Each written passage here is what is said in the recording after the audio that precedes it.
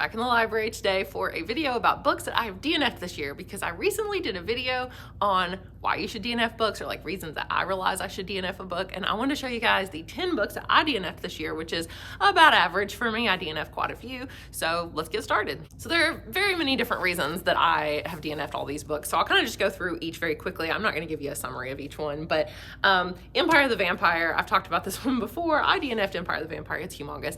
I'm going to try this one again, but I'm going to go into it with a totally different attitude. I'm going to go into it with the attitude that this book is a comedy, which it's not, obviously, but it was funny to me how over the top, kind of like emo it's trying to be. It's trying way too hard. It's like someone walked into Hot Topic and bought everything that they had and walked out. And that's what this book is. It was ridiculous, and it was too much similar to like Interview with the Vampire and what's the Patrick Rothfuss, Name of the Wind, you know, things like that. I don't know. It was not good. It was ridiculous, and I know people loved it, but I just think it was so silly. I could not get past it. It was so cheesy. So if I read it knowing that it's just cheesy and silly and ridiculous, then maybe I'll actually kind of just get some entertainment out of it. Another really popular book I've DNF'd, I realize a lot of these are popular, so, you know, don't hate me for that, but I also DNF'd Leviathan Wakes. This one's more my own fault because I just didn't really understand what was going on. And when I think about it, even though I say I like sci-fi, like how much sci-fi have I really read? Not much is the answer. Honestly, I couldn't name too many sci-fi books that I've read. I've read Ender's Game. Yeah. I'm sure there are others in there somewhere. Anyway, Leviathan Wakes, I don't know. I know I was getting ready to have the baby, so there was a lot on my mind.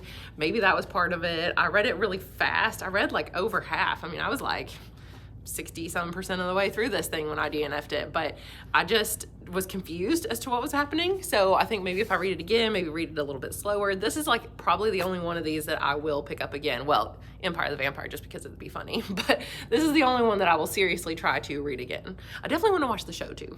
Sorry about that. Slight pause. We're back. The other book I DNF'd that is super, super popular, and I'm actually giving up on this author entirely now, is Six of Crows by Leigh I've now DNF'd 2 of her books. You're going to see another one on this list here in just a minute.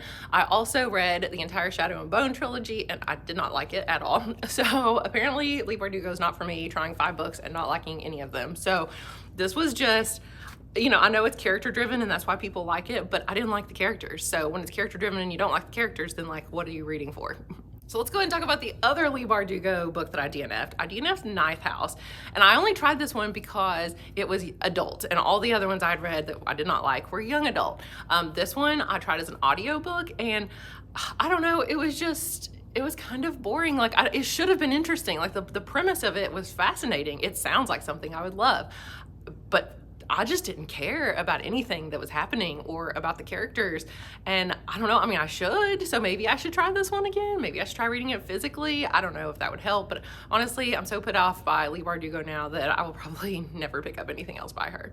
Another book that I recently DNF'd that is super popular on BookTube is The Queen of Blood by Sarah Beth Durst, the first book in the Queens of Renthia series. I was over 50% of the way through this one, and I got to a point where the plot summary sounded so good, but it wasn't happening in the book. It was like, oh, it was gonna be a mystery of like, they've got to figure out why these spirits are attacking, but they never actually do that. Like so far at 60% in, they never tried to figure out why the spirits were attacking. And I was like, oh, that's what I thought this book was about, but it's not.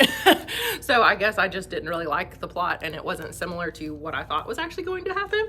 Also, about 60% of the way through, or 50, whatever, this character who has never hardly been in it, he's maybe had like 2 lines of dialogue and has been in the book hardly at all, like maybe 2 pages.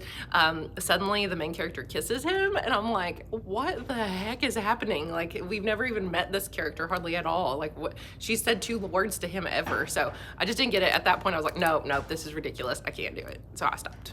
Another random young adult book that I DNF'd was The Field Guide to the North American Teenager. I never hear much about this on BookTube, and I see why. There's nothing different or unique about this one, except for the fact that it is told sort of like a field guide, and it'll have like identifying characteristics, habitat of whatever the topic is, like for that chapter.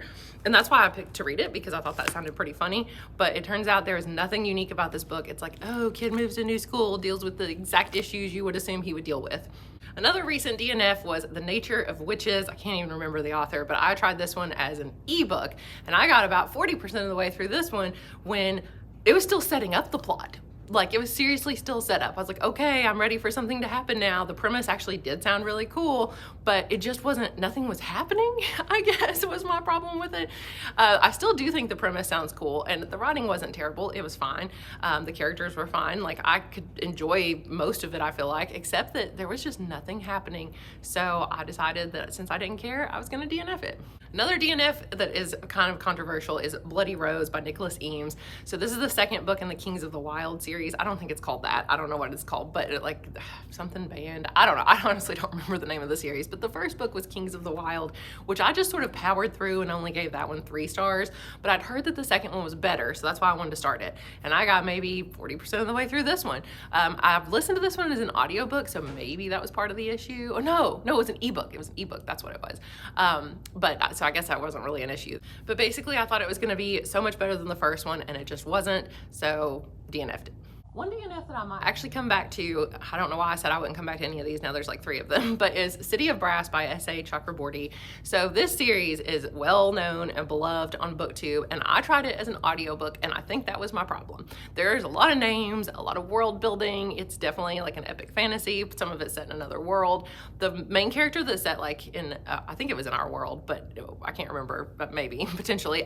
That one I could actually follow along with pretty well. But then when it went to the male protagonist point of view, who was in like this fantasy world or whatever, then I kind of lost what was happening, and I think there was just a lot going on in it, and I'm sure that it is really good, but I just couldn't keep track of everything listening to it on audio. And I've since learned that fantasy audiobooks are not for me. If I'm gonna read fantasy, it has to be physically so that I can look back at, you know, the appendices if I need to, or the family trees and all that stuff that they have in fantasy novels, maps, things like that. So I might try this one again, but as a physical book, I'm gonna give it some time though. And the last book that I DNF'd this year was actually an ARC. So I signed up for NetGalley, and being a librarian and having a YouTube channel, I was approved to definitely get some ARCs, you know, like advanced reader copies of books. And I remember I was so excited when I got the first one, and I thought this was gonna be the main thing that I do now, like not the main thing, but a huge part of my channel was gonna be reading these ARCs and reviewing them. Well, no, it turns out I definitely don't wanna do that because the first one wasn't very good, and I don't wanna spend my time doing that. I'd rather read books that people already have reviewed so that I know that they're good. So this is my one and only ARC I think that I'll ever read, but it was called Curse of the Specter Queen, and it was fine, I guess is the way to describe it. There was nothing wrong with it. There was nothing special about it. It was just sort of there. And that's why I DNF'd it, because it would have been like 3 stars. And I just didn't see the point in continuing when there was just nothing interesting, I suppose. Like, it was fine. And why would I just want to read a fine book when I could read a wonderful book? So that was my theory, I suppose. So those are some books I DNF'd this year. Well, not some, all of them. The 10 books that I DNF'd. I did read 20 full books. So, you know, the fact that I read over half of a lot of these means that I read quite a few books. I'm going to call it more like about 25 books for the year, which, having a baby and reading 25 books, I'm pretty proud of that. Audiobooks were definitely my friend, and ebooks when I was sitting in the dark holding the baby at like 4 in the morning. Anyway, so thank you guys for watching, and I will see you again soon. Bye.